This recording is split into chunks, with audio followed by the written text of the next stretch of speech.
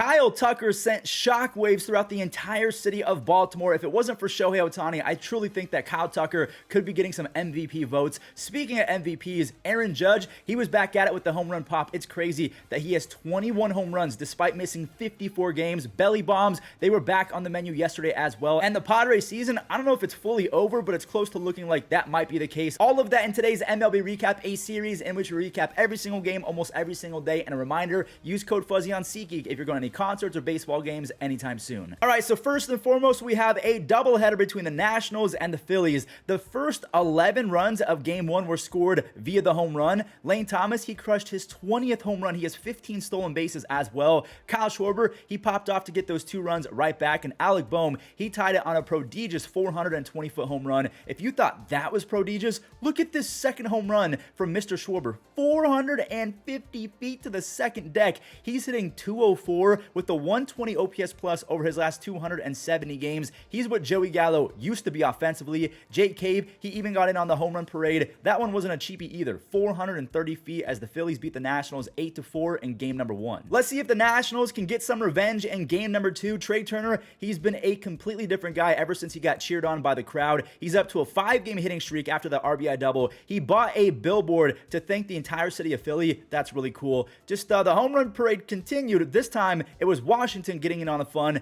Ildemaro Vargas, he popped off for a 2-run home run, but then the 2-timer matched Vargas. The power is slowly coming back for Bryce Harper. He's hitting 295 with a 380 on base percentage on the season, so he's getting a lot of base hits, but the power, again, is slowly but surely coming back. My friend Bryson Stott made it a 4-2 game, and I bring that up because it ain't 4-2 anymore. Joey Meneses, he ties it on one swing. He's got 10 home runs on the season, make it 11. Joey Meneses, he wins it on a solo shot off of Craig Kimbrell. He put the Nationals up by 1, and closing pitcher Kyle Finnegan, he has been dealing over the last month. He has a 0.6 ERA and 16 strikeouts over his last 14 innings. He has 18 saves, so the Nationals and the Phillies, they split the doubleheader. The Rays took on the Cardinals, and Nolan Arenado is pretty much a lock for 30 doubles and 30 home runs every single season. There he is with his 24th home run already. Just Tampa Bay, they're going to take this one. Zach Eflin, he shut it all the way down after that home run to Nolan Arenado. He went 6 innings with 8 punch-outs, just 4 base hits allowed the entire night. Isaac Paredes, he connected on home run number 22. I was so wrong about Isaac Paredes. He ties it at 1. And then the Rays went off. They hosted a hit parade in the 8th inning. They had RBI singles from Yandy Diaz,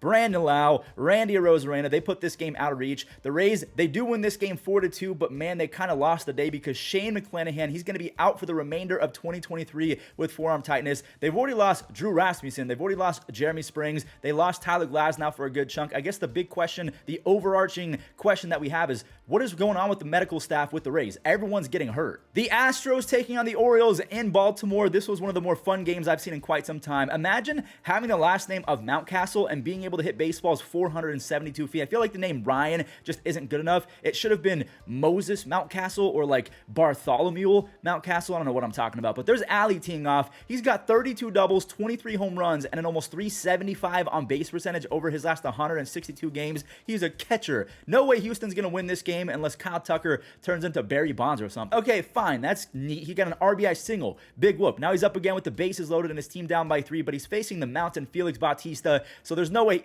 Oh my. Kyle Bonds, he saves the Astros with the grand slam. He has 20 home runs, 82 RBIs, 24 stolen bases while basically hitting 300. He's still 26 years old, and the crazy part is he's hitting 343 versus lefties. He would honestly be getting a ton of MVP votes if it wasn't for Ohtani and even Judge, even though he's missed so many games. Presley, he has 27 saves as the Astros. They make the comeback and they win 7-6. I'm still trying to recover from that Astros game. Kyle Tucker is just so good, but let's check in on the Rangers and see if they can win their 8th game in a row. Max Scherzer, he got a ton of support from his lineup as rookie Zeke Duran, he started it with an RBI single, and then Texas, they went out for 3 more in the 4th inning. I almost said Kyle. It's definitely not Kyle. Corey Seager drove in the game's 4th run, and then he decided an RBI double wasn't enough. He tagged his 19th home run in 71 games. So he has 31 doubles and 19 home runs, 50 extra base hits in 72 games. That has to be close to a record. And by the way, I think that he has officially reclaimed his throne as the best shortstop in baseball. Scherzer, he made light work of the hapless A's offense. He struck out 6, allowing just 1 run on 3 base hits. The Rangers, they've won 8 games in a row. They have not lost since the trade deadline. A massive, massive tip of the cap to the GM, Chris Young. He is hitting all of the right buttons lately. He's been really, really good. And he's also a really nice guy. If Texas hasn't been the best team in baseball since the trade deadline, who's been the second best? I think I'll probably give it to the Seattle Mariners. They were taking on the Padres and Tatis.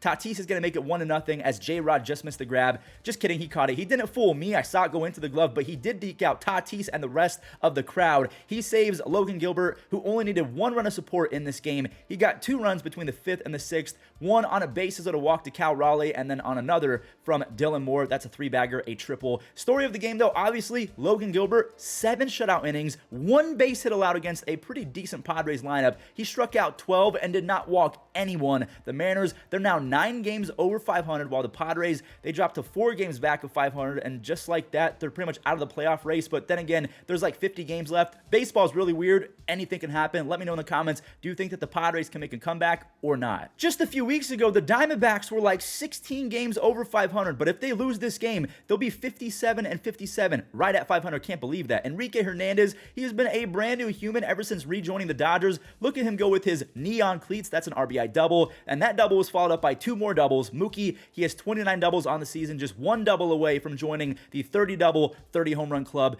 Freddie has 41 doubles already, which is just bananas. Julio Urias, he held Arizona in check for 6 frames. He struck out 5, only walked 1, so that's back-to-back shutouts with just 1 walk. LA, they really need Julio Urias to just stay the course with consistency. Now, I will give some props to Arizona. They did not give up after Mookie hit another RBI double, so he's the second player in baseball to 30 doubles and 30 home runs after Luis Robert Jr. We'll talk about Luis because he hit another home run later on. The Diamondbacks made it a 1-run game. Evan Phillips, he's been pretty good over the last 2 years, but he does look very hittable at times. I just don't understand what Corbin Carroll was doing there. I love Corbin, but I don't know if he thought it was a foul ball. That can't happen. A double play ends the game. Evan Phillips has 15 saves, and the Dodgers are 2 games over 500, whereas the Diamondbacks, they've lost 7 in a row, and they're at 500. I cannot believe that. This was one of the better back-and-forth games of the entire year, and mostly because we got to see Ronald go 450 feet. He has 26 home runs while sporting a 422 on-base percentage and 53 stolen bases. Ke'Bryan Hayes, he clutched up with the long ball as well, that one being a 3-run tater.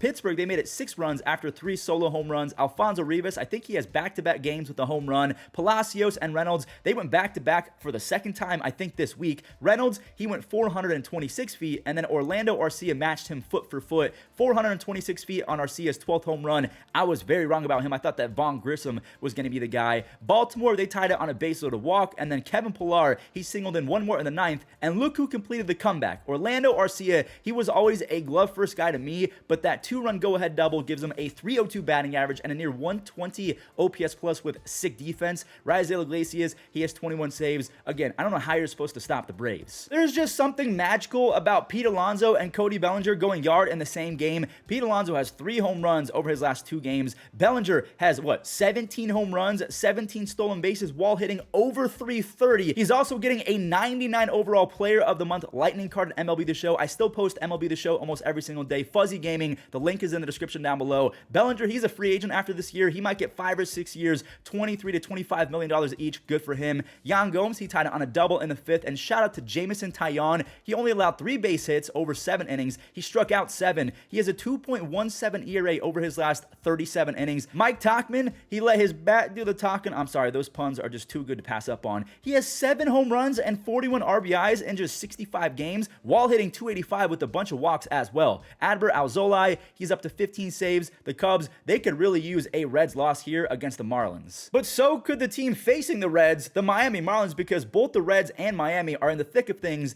in the NL wildcard. Back-to-back 3-2 box scores. Who's going to come out on top? Joey Wendell, he got it going on an RBI double, but then TJ Friedl, he did his thing.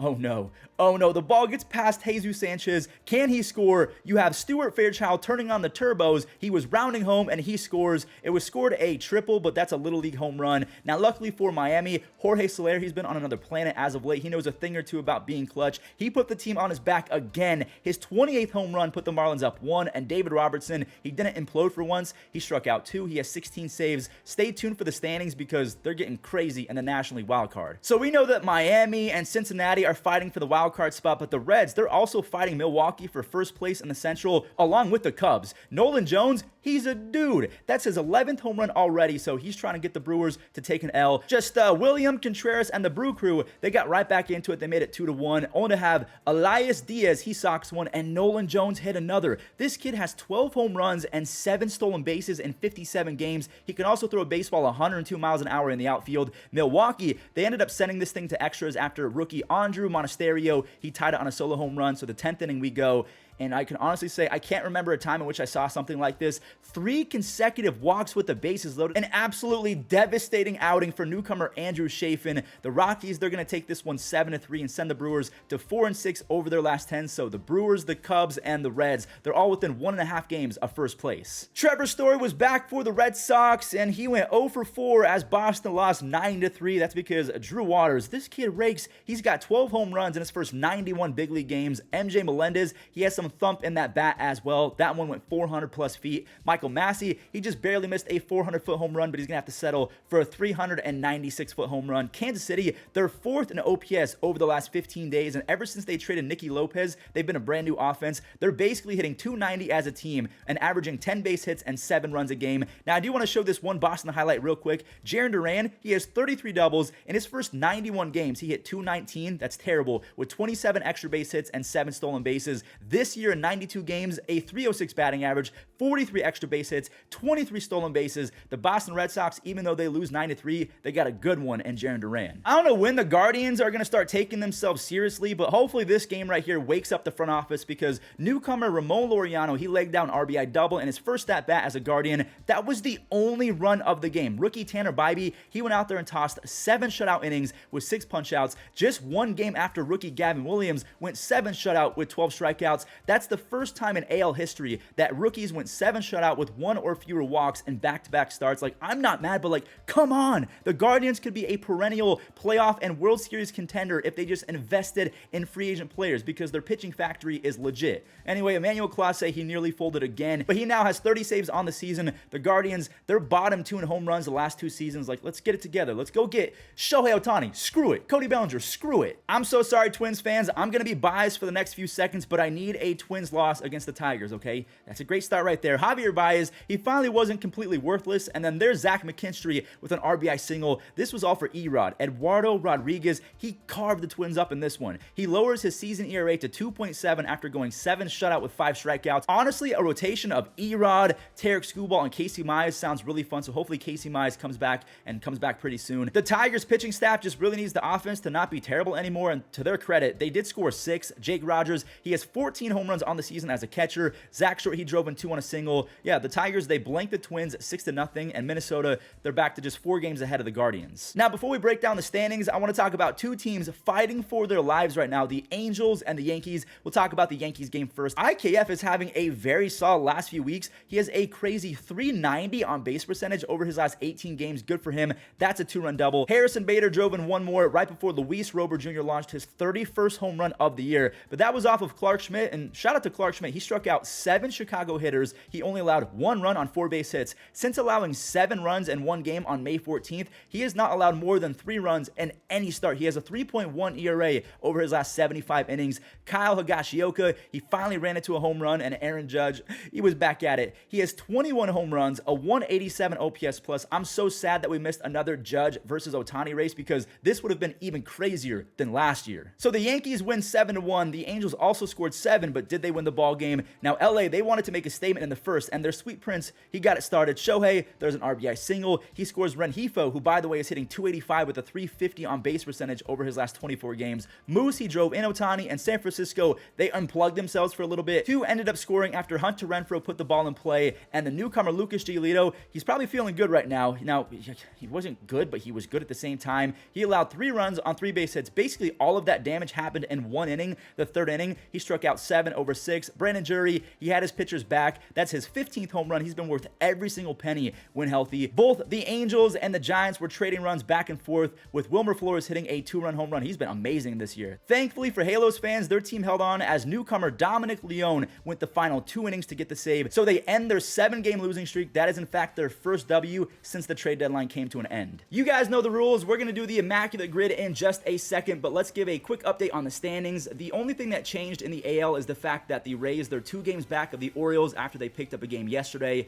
The Braves, I mean, nothing happened in there. The NL Central, 1.5 game separates first and third place. And then in the West, I mean, the Giants, the Padres, and the Diamondbacks have all kind of imploded lately. So the Dodgers, they're 5 games up. But even with the implosions, the Padres, the Diamondbacks, they're still within 4 games of that final wildcard spot. The Diamondbacks, I cannot believe they've lost 7 in a row. The Padres, again, is their season over? Let me know. The Marlins, they're back to a half game back of the Reds, but the Reds are tied with the Cubs, the Phillies, the Giants. They're all in it right now. Craziness in the NL wildcard. In the AL, the Mariners are now just 2 games back after winning 6 in a row. The Yankees are 4.5 games back. Then you have the Red Sox, the Angels, and the Guardians all vying for a spot. Maybe the Tigers can make a comeback. Who knows? All right, let's do today's Immaculate Grid. The Pirates and the Yankees. I'm going to go with Neil Walker. That should be a low one. 2%. Let's go. The Yankees and the Giants.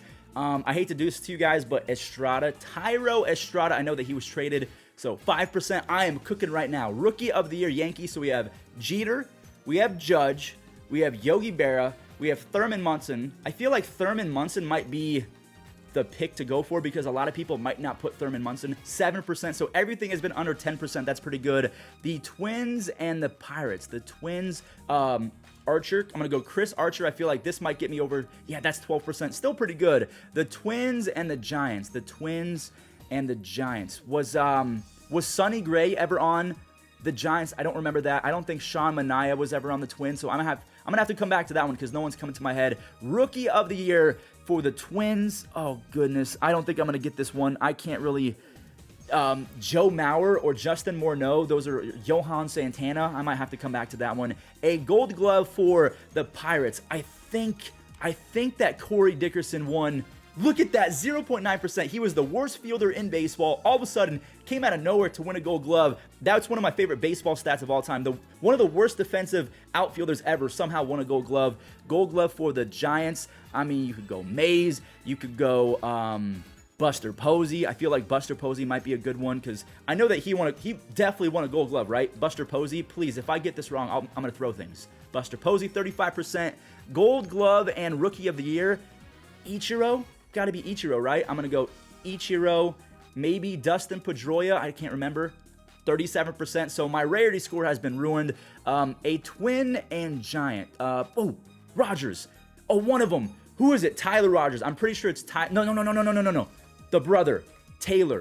Taylor Rogers has been on both teams. 19%. Okay, that was a lot. Now I just have to think of a Rookie of the Year for the Twins. I'm just kind of going through the catalog of notable Twins players from the past. I mean, Joe Mauer, Justin Morneau, Johan Santana, Kirby Puckett, Rod Carew. I don't know. I feel like the Yankees, what was that guy's name who got the yips? Chuck Knobloch. I don't remember if he was a Rookie of the Year guy. I know he was pretty good with the Twins. I might go Rod Carew because that's really my only safe bet. I feel like that's a safe, conservative, maybe slightly educated guess. Oh, look at that. We got all of them. I mean, 163 is not the best rarity score, but that's solid. So that does it for today's MLB recap. I hope that you guys enjoyed. If you did, leave a like and subscribe, especially if you're brand new. We make these almost every single day. And also my Fuzzy Gaming. Make sure you guys head over to the gaming channel. 99 Cody Bellinger coming out soon. I'll see you guys there. Have a good one.